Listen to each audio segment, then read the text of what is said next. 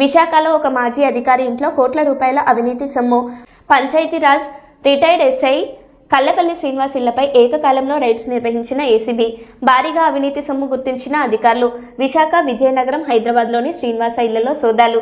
3 ఫ్లాట్లు, 2 ఫ్లాట్లు, సుమారు 19 ఎకరాల అగ్రికల్చరల్ ల్యాండ్, 62 లక్షల క్యాష్, 2.5 కేజీల బంగారం, 20 కేజీల వెండి, కార్లు, బైకు అక్రమ సంపాదనగా కలిగి ఉన్నట్లు గుర్తించిన అధికారులు.